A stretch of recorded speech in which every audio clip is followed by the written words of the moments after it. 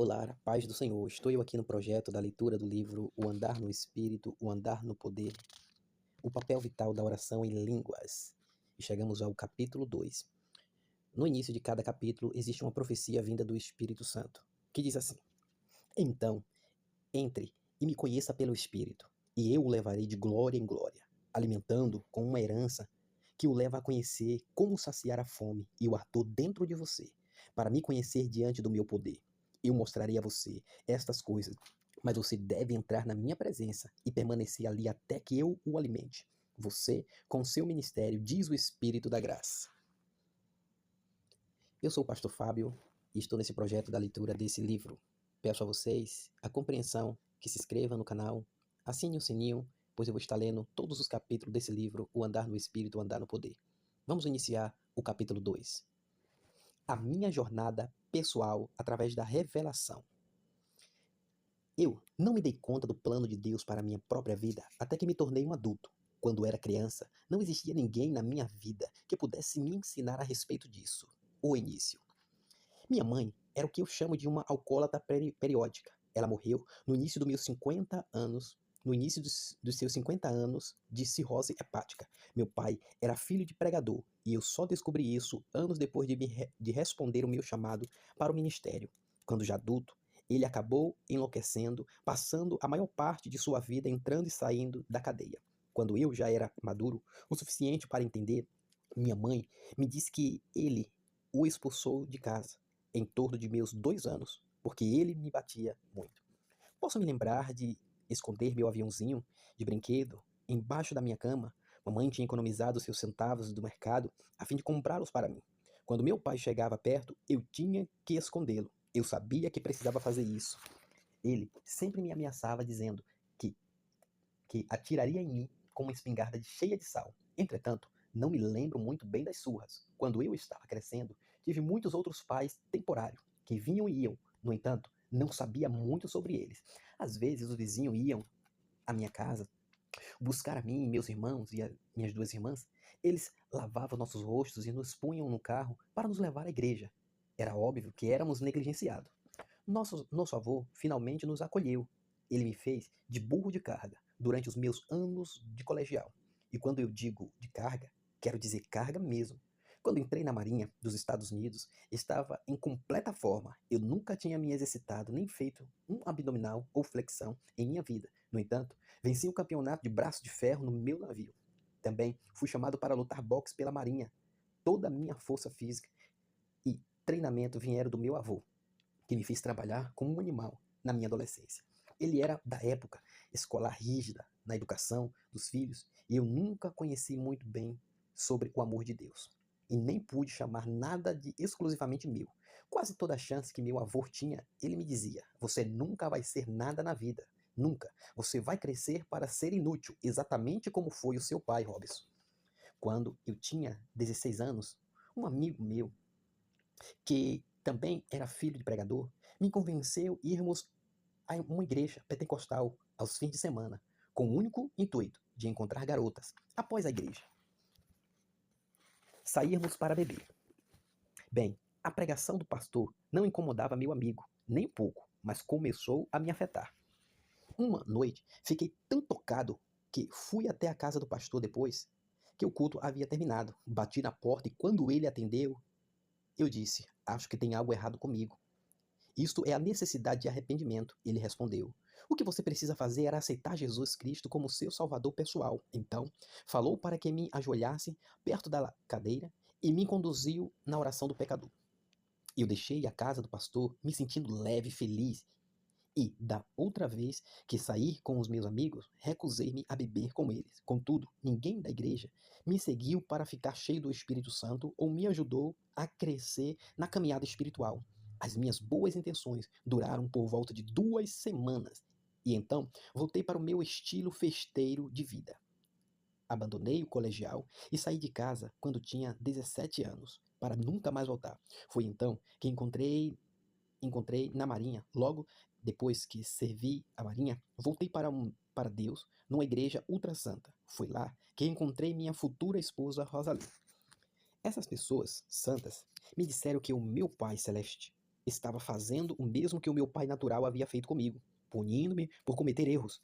Eles estavam me ensinando o legalismo, mas eu não entendia isso. Então, pensei comigo, bem, acho que perdi um pai como aquele e achei outro igual. O pregador lenhador.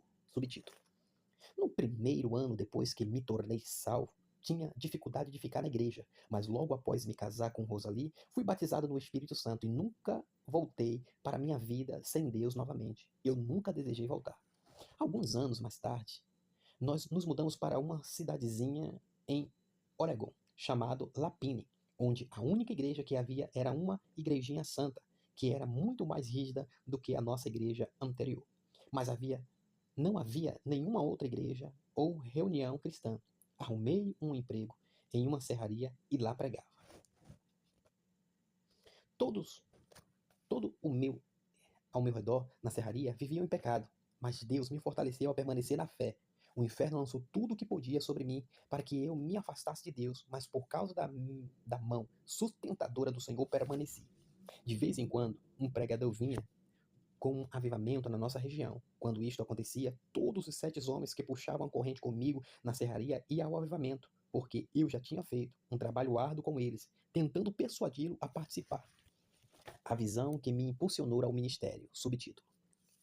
Com 30 anos de idade, eu ainda vivia com uma imagem que havia construído no meu interior quando crescia. Eu nunca iria ser nada na vida e não merecia nada além de punição. Eu nasci de novo e tinha uma grande fome e sede de Deus. Sabia em meu coração que havia sido chamado para pregar o Evangelho, mas eu não conseguia ver como ele poderia me usar ou até mesmo como iria me usar. Eu era um menino santo perdido na lei, mas amava a Deus com todo o meu coração e ele tinha misericórdia de minha alma. Ele me deu uma visão e me lançou em meu ministério integral. Essa visão não foi algo que experimentei porque havia comido tarde a noite passada. Foi real. Jamais esquecerei isso. Nós havíamos nos mudado algumas vezes e estávamos orando em uma cidadezinha chamada Orcrid, onde continuei trabalhando na serraria local. Uma manhã bem cedo, acordei na presença de Deus, abri meus olhos, esperando ver o meu quarto como de costume. Ao invés disto, vi um grande auditório. Havia várias cadeiras de rodas na plataforma e eu estava a 3 fileiras à esquerda. Um pastor auxiliar estava conduzindo a adoração. Algo era eletrizante naquela reunião e, de alguma maneira, eu sabia que era a minha reunião. O pastor auxiliar voltou ao púlpito depois que o louvor e a adoração havia acabado e disse: Agora, nosso evangelista. Enquanto falava, ele olhou diretamente para mim.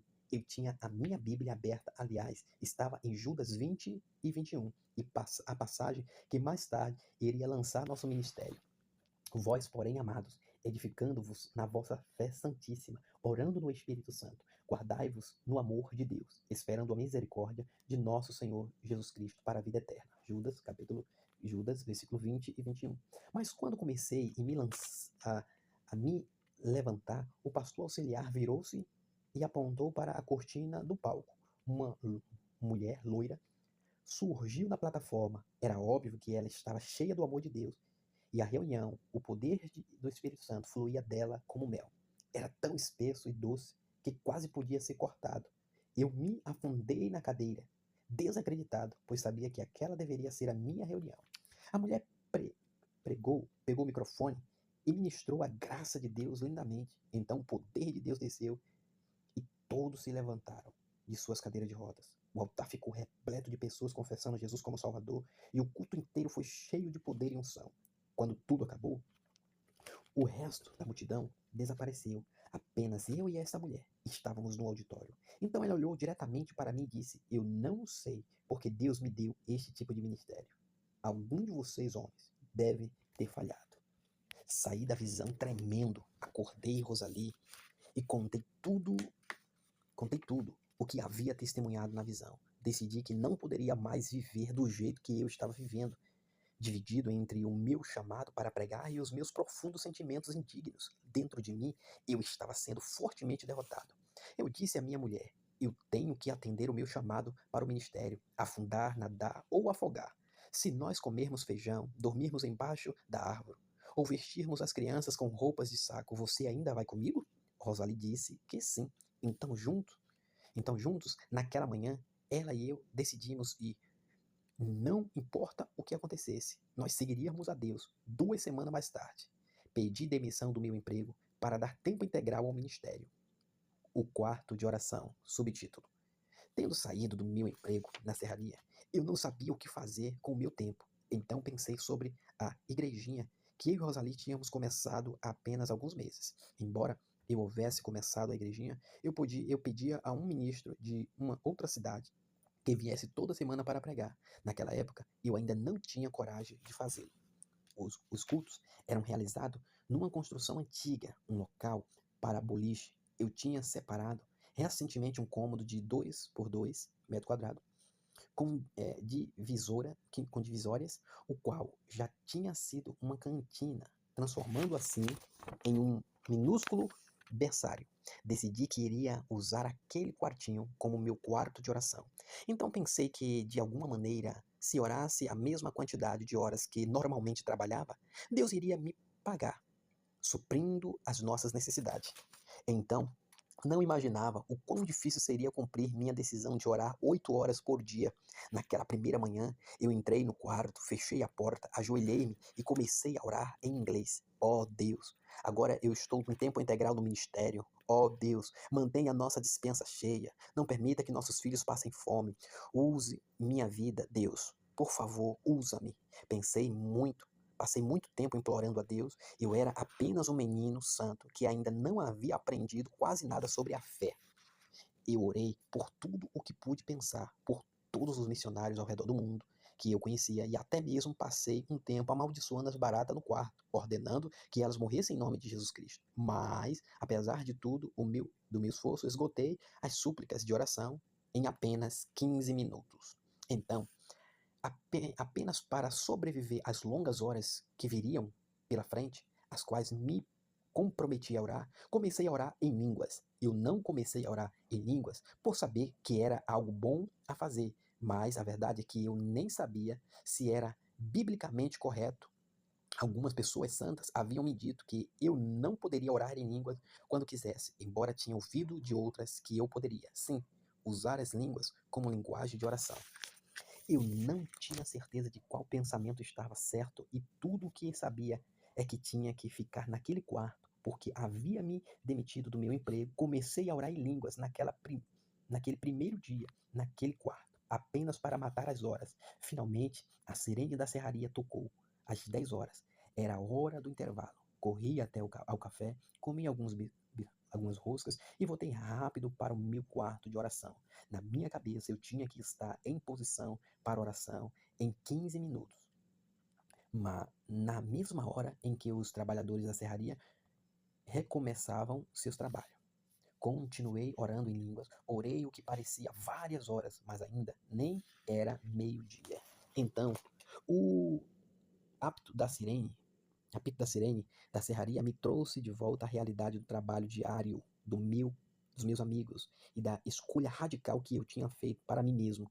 Era o intervalo do almoço para os trabalhadores da serraria e a escuridão do quarto parecia me fechar. Os meus antigos amigos de trabalho haviam passado aquelas últimas 4 horas à luz do sol, cortando e serrando as madeiras que seria transportada para o mundo todo. Ao som da sirene, todos levavam suas marmitas e sentavam nos bancos para comer, relaxando e contavam piadas. Eu sabia que os homens estavam fazendo, mas eu não estava com eles. Será que eu realmente acreditava em Deus? Será que isto realmente funciona? Eu tinha de acreditar que sim. Memória da busca por resposta. Subtítulo. A minha mente voltou ao culto daquela noite na igrejinha pentecostal onde ouvi pela primeira vez, com uma mistura de apreensão e entusiasmo, a revelação do batismo no Espírito Santo e o dom das línguas que acompanhava essa experiência. Rosalie e eu discutimos o que havíamos ouvido quando voltamos para casa, enquanto nossos 3 filhinhos dormiam junto no banco de trás do nosso Fusca. Ela havia recebido o batismo no Espírito Santo no fim de sua adolescência. Eu comecei a imaginar se esta experiência poderia ser a resposta para a minha vida de frustração e arrependimento contínuo dos pecados dos quais eu não conseguia me livrar. Parecia que para muitos cristãos, a transformação ocorria imediatamente após nascerem de novo. Era isto verdade? Se fosse, por que parecia tão difícil a minha mudança? Poderia uma linguagem de oração feita através de mim, pelo Espírito Santo, ser a resposta que eu precisava para ultrapassar aquela linha invisível e verdadeiramente me tornar um vencedor? Logo, voltei para casa a fim de me ajuntar à minha mulher e os meus meninos, após o desagradável fim de tarde daquela batalha que havia resultado em uma falha espiritual e pessoal. O olhar de decepção no rosto de Rosalie era o suficiente para desistir da influência insignificante dos poucos drinks que eu havia tomado com o pessoal. Um forte senso de arrependimento surgiu no meu interior. E eu estava pronto para entrar em desespero e autocompaixão. Rosalie pôs as crianças na cama, enquanto eu estava sentado na cozinha, cabisbaixo, de vergonha e remorso. Então ela veio até mim e silenciosamente pegou na minha mão, como se estivesse dizendo que estava comigo nesta batalha. Daquela noite em diante, Rosalie e eu começamos a orar juntos com mais frequência, e o meu desejo de conhecer sobre o batismo no Espírito Santo continuou a crescer. Frequentemente falávamos sobre este dom. Eu estava muito faminto por realmente conhecer Deus, muito faminto pela resposta para minhas inúmeras perguntas. Nessas alturas, entendi Hebreus 11:6. De fato, sem fé é impossível agradar a Deus, porquanto é necessário que aquele que se aproxima de Deus creia que Ele existe e que se torna galardoador dos que o buscam. Poderia ser esta oração no Espírito uma parte do que é buscar a Deus? Quando me ajoelhei naquele quarto orando em línguas, a resposta para aquela pergunta parecia a mais importante de todas. Voltei do meu mundo de lembranças pensando: o que estou fazendo neste quarto? Quando, pela lógica, deveria estar usando as minhas 8 horas na serraria local. Eu estava louco ou havia começado uma verdadeira aventura nas profundas águas de Deus? Usando o meu tempo com Deus. Subtítulo: as respostas para estas perguntas ainda estavam no futuro, quando comecei neste primeiro dia a orar no quarto. Usando o meu tempo com Deus, minha mente rodopiava com perguntas, dúvidas, ansiedades, enquanto eu orava no Espírito Santo. Poderia um homem realmente ir mais profundo em Deus deliberadamente, simplesmente porque ele quer? Aquelas horas no quarto eram longas. Eu orava em línguas, o que parecia 1 hora, e então olhava no meu relógio. Oh, não só se passaram 5 minutos, então começava a orar de novo. Nos meses seguintes, eu me vi obediente ao meu quarto, assim como antes tinha que obedecer ao meu emprego na serraria. Quando a sirene sinalizava o começo do trabalho diário, eu estava sempre em posição, ajoelhado, pronto para orar. Todos os dias, as horas pareciam se arrastar, mas eu continuava firme. Eu descorei cada descoloração do carpete da parede. Familiarizei-me tão bem com aquele quarto de oração que até hoje posso pegar um lápis e papel e desenhar cada detalhe minuciosamente. Eu me sentia como em uma prisão. Do meu quarto podia sentir o cheiro da madeira queimando, como os serrotes cortavam as altas árvores. Podia imaginar meus amigos enterrando suas colheres nos caldeirões cheios de comida até a boca, ou bebericando suas xícaras de café bem quente. Eu estava particularmente tendo um dia daqueles. Por que saí do meu emprego para fazer isso? O que esta suposta linguagem sobrenatural fez por mim até agora?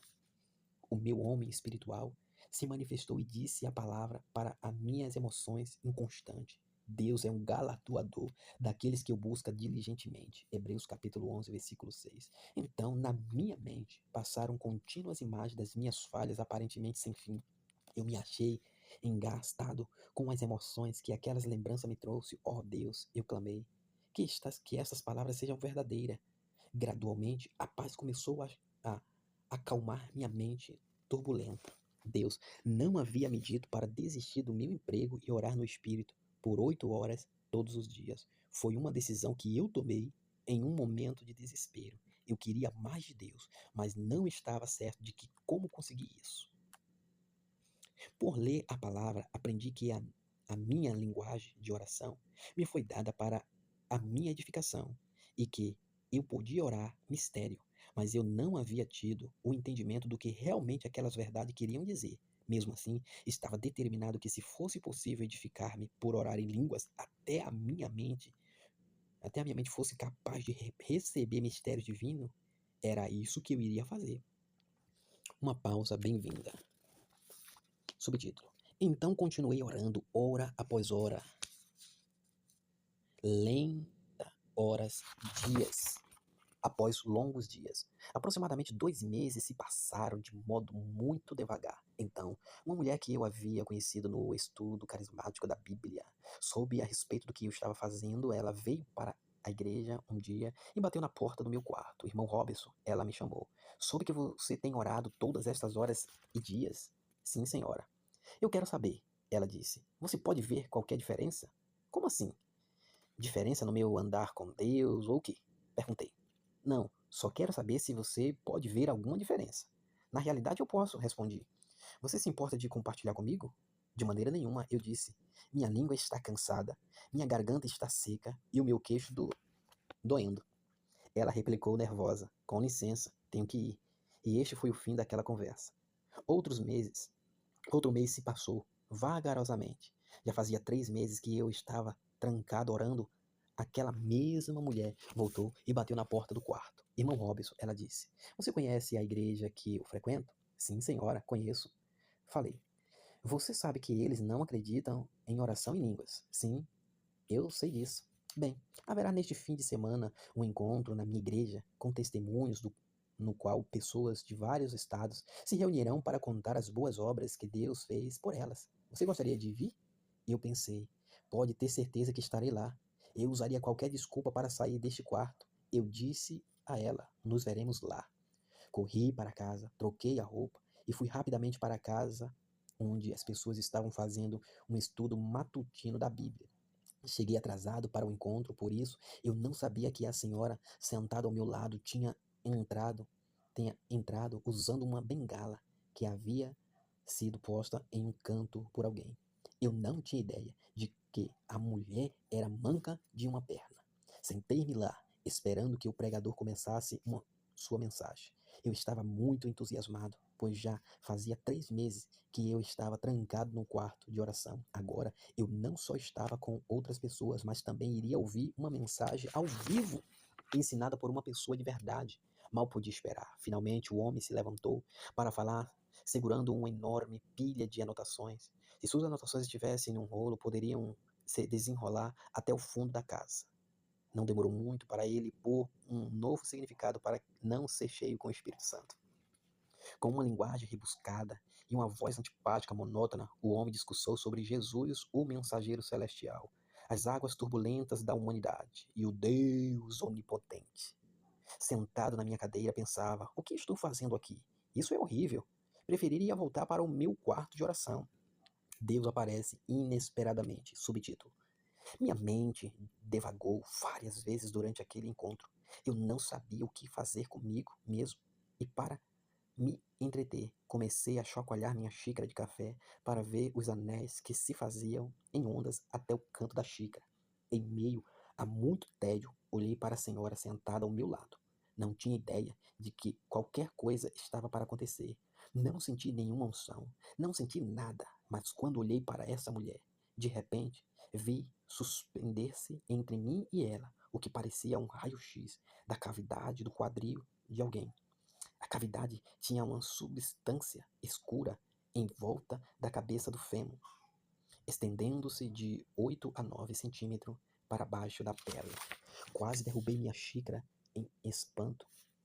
Pisquei, mas a figura de raio-x permanecia diante dos meus olhos. Olhei ao redor para ver se alguém mais podia ver o que eu estava vendo. Aparentemente ninguém podia, enquanto eu estava sentado lá, olhando aquele raio-x. Comecei a orar. Ó Deus, o que é isto? Você quer que eu ore por esta mulher? O que você quer que eu faça? Deus permaneceu completamente quieto. Mais tarde, quando eu estava compartilhando este testemunho no culto, o Senhor falou para o meu espírito, dizendo: Filho, você quer saber o porquê eu não ter te falado com você naquela hora? Porque eu deixei você ir adiante e atrapalhar aquele culto? Se eu não podia estar ouvindo aquele homem ensinar, por que, Por que deveria fazer você ouvir? Aquele já foi uma revelação. Então, me inclinei sobre aquela senhora e disse: A senhora tem um problema no seu quadril. Ela virou e me analisou por bastante tempo. De repente, a palavra artrite simplesmente escapou do meu espírito. Sem pensar, eu disse: artrite no seu quadril, do lado direito. Ela me analisou por mais um momento e então disse: É o que o médico me disse, meu jovem. Exclamei: Glória a Deus! O quê? Ela disse espantada. Bem, quero dizer, Deus quer curá-la. Posso orar pela senhora? Aquela senhora simplesmente continuou me analisando. Agora, lembre-se de que esta igreja não acreditava na oração em línguas. Então, para aquela mulher, meu pedido queria dizer que em algum momento durante o meu dia eu iria baixar a minha cabeça e lembrar dela em oração. Mas isso não era o que a oração significava para mim. Eu era um pentecostal que pulava no banco, saltava da cadeira e berrava. Acreditava que quanto mais eu berrasse, gritasse, mais poder eu geraria. Finalmente, aquela senhora respondeu: Sim, você pode orar por mim. Assim que ela disse aquilo, saltei da minha cadeira, ajoelhei-me em sua frente, segurei os dois tornozelos e o puxei em minha direção. Enquanto isso, aquele ardor em aquele orador eloquente ainda estava discursando. Então olhei para os pés dela e pensei: vixe, uma perna era 15 centímetros mais curta que a outra. Meu Deus, isso é horrível. Eu nunca vi o tipo de milagre que esta mulher precisa. Eu estava com tanto medo de olhar que fechei os meus olhos, gritei em nome de Jesus e comecei a orar a mais poderosa, árdua e mais santa oração que pude pensar. Testemunhas daquela cena me contaram que depois daquela extraordinária primeira vez que mencionei aquele nome poderoso, a perna menor daquela mulher estalou e mexeu. Ela repentinamente cresceu até ser igual à outra perna. A mulher foi instantaneamente curada, mas eu não sabia disto. Meus olhos ainda estavam fechados e eu ainda estava orando a minha mais poderosa oração.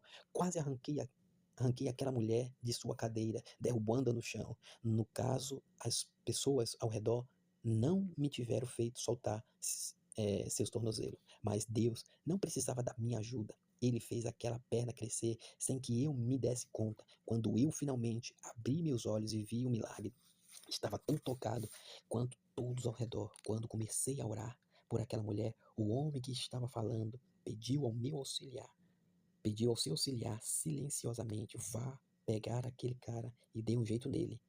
Eu, na verdade, não o culpo. Eu estava destruindo o seu culto com minha oração aos berros.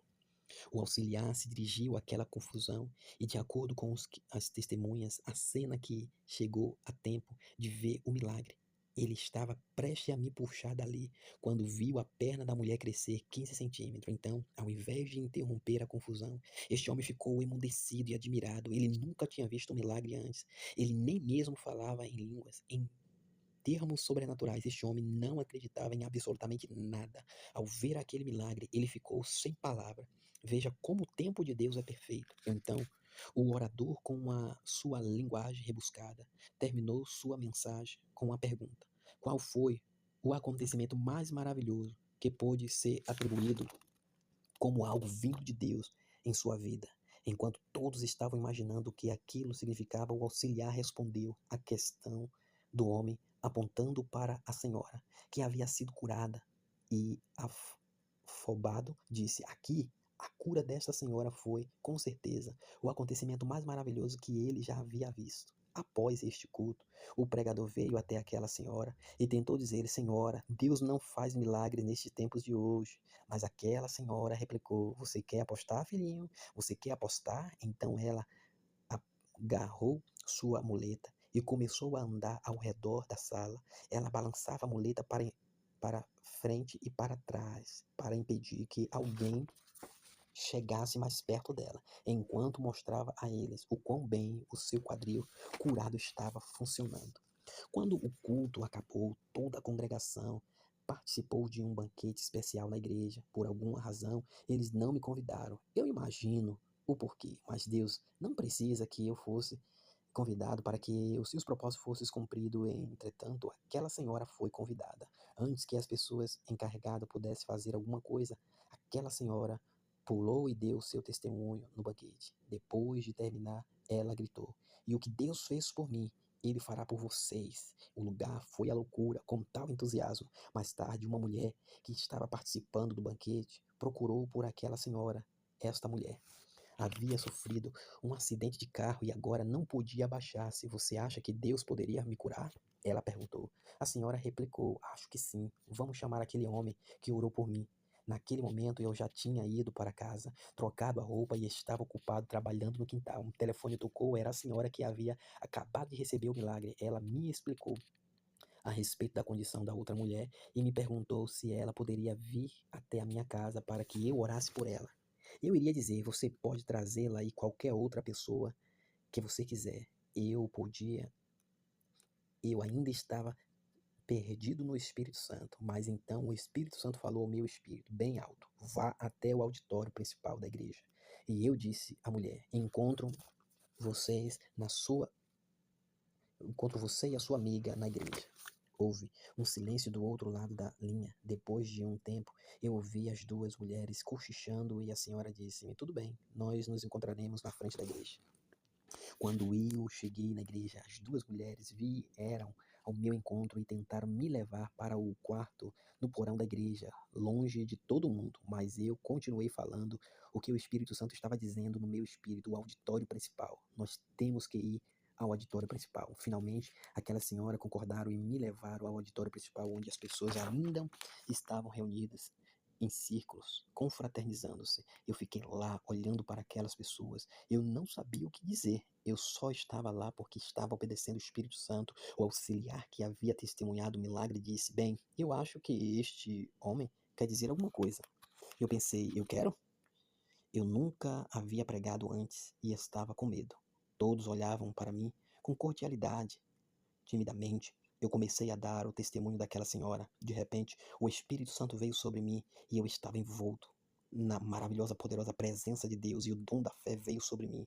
Embora naquela época eu não entendesse isso e me ouvi dizendo coisas que eram muito boas, sabia que não podia ser eu pregando. Não era tão esperto.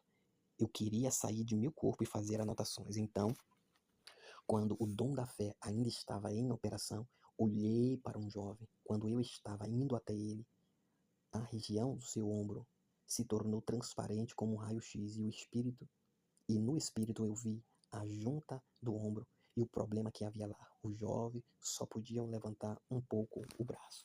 Eu disse a ele: "O seu ombro será curado." Quanto mais eu me aproximava, mais horrorizado ele ficava. Seus olhos ficaram arregalados e ele foi indo para trás e o quanto pude, mas não adiantou. Eu corri até ele e o agarrei pelo pulso e disse: "Em nome de Jesus Cristo." E alinhei o seu braço, puxando para cima. O jovem berrou enquanto seu braço se levantava. Depois olhou para mim com admiração e disse: "Não doeu." Você pode apostar que não doeu. Eu respondi: "Veja, o dom da fé estava sobre mim. Eu tinha a mente de Deus. Eu estava agindo com a fé de Deus que havia deslocado aquele ombro congelado." Mais tarde, naquela noite, quando o dom da fé não estava mais em operação, eu deitei na cama, pensando: "Robson, você é tão idiota. Se você tivesse quebrado o braço daquele homem." Eu não sabia, naquela época, que quando o dom da fé está em operação, uma pessoa pensa como Deus pensa e ela pode fazer coisas que simplesmente não fazem sentido no âmbito natural. Então a mulher que não podia abaixar as costas correu até mim. Aquela mesma fé sobrenatural ainda estava sobre mim. Eu pus as mãos na sua nuca e abaixei-a, e até que ela pudesse tocar os dedos dos pés. E ela foi instantaneamente curada pelo poder de Deus. Os milagres continuaram. Finalmente os anciões vieram de todas as cantos da igreja e disseram: "Nós vamos acabar com isso. Este homem está causando confusão. Nós não vamos aceitar isso." Mas antes que eles pudessem fazer alguma coisa, eu gritei: "Alguém quer o que eu tenho?" Imediatamente todos os jovens correram até mim e eu comecei a orar por eles. Eles todos começaram a ser cheios com o Espírito Santo, começaram a falar em línguas e cair no poder de Deus. Os adultos não sabiam o que estavam acontecendo. Eles foram atrás dos jovens para checar seus pulsos, perguntando-lhe: vocês estão bem? A maioria destes jovens ainda está servindo a Deus hoje. Alguns se formaram na escola bíblica. Pessoas estavam orando em línguas por todo o auditório e os anciões estavam furiosos. Enquanto eles estavam ter tudo sob o controle, eu saí discretamente por uma portinha ao lado. Eu estava tão perdido no espírito que nem sabia onde estava. Eu mal podia andar. Cambaleei pela calçada até encontrei um pilar de ferro que sustentava a igreja. Encostei-me nele e chorei como um bebê. Deus havia acabado de me usar. Pelos meus princípios, a minha mente não podia compreender o fato de que Deus, o do universo, aquele que todas as coisas ultras, aquele que todas as pessoas ultrassantas tinham me dito que sentenciavam-me como tanta punição, poderiam ocupar o mesmo lugar comigo e operar um milagre através de mim. Eu não posso explicar como me sentir. Veja, eu conhecia as minhas falhas, conhecia o meu eu verdadeiro. Pensar que Deus estava operando comigo através de mim para estabelecer seu reino aqui na terra era mais do que eu podia compreender. Porque ele usaria alguém como eu, durante todos os anos depois de nascer de novo e ser cheio do Espírito Santo, eu sempre soube que tinha um chamado de Deus para a minha vida e sempre tive muita fome de conhecê-lo pelo seu poder, mas ninguém podia me dizer como andar no poder de Deus propositalmente. Ninguém. Eles apenas podiam me dar uma ideia geral que não satisfazia aquela profunda fome. Desvendando uma lei espiritual, por acaso. Subtítulo. Então, quando me encostei naquele pilar, de repente, uma profecia começou a fluir em mim e eu recebi a revelação que o meu coração vinha buscando por muito tempo e eu não sabia o suficiente para professar o que eu ouvi no meu espírito. O Espírito Santo me disse: filho, esta unção não veio repentinamente sobre você porque estava predestinado para esta reunião desde a fundação do mundo. Ela não veio sobre você por causa do seu chamado evangelístico. Quisera eu que todos os meus evangelistas andassem no meu poder. Esta unção não veio sobre você por causa do seu chamado, sua crença, sua cor, sua unção, sua nação. Ela veio sobre você porque você desvendou uma lei espiritual, orar em línguas, para a sua edificação pessoal. Esta lei carrega com ela uma garantia imutável para edificar você na fé santíssima, no seu espírito. A parte de você de controle, bloqueio. Você encontrou algo que pode ser feito propositalmente para edificar você o quanto quiser, o tempo que quiser e o quanto quiser, através da oração no Espírito Santo. Você pode se edificar acima de uma caminhada onde os seus sentidos físicos bloqueiam e convencem você de que a palavra de Deus não é a verdade, para uma caminhada vibrante, cheia do Espírito e livre no Espírito. Depois de estar tão faminto pelo poder de Deus por tanto tempo, eu ansiosamente desvendei uma chave mais importante para crescer na fé, pisar no diabo e mover montes, orando em línguas para edificação pessoal. E você acha que depois de encontrar tal chave para destravar mistérios divinos, alguém pôde me tirar do meu quarto de oração? Não mesmo. Eu ainda tinha que descobrir o plano divino para minha vida. Final do livro, do capítulo 2 do livro Andar no Espírito, ou Andar no Poder, de David Robertson.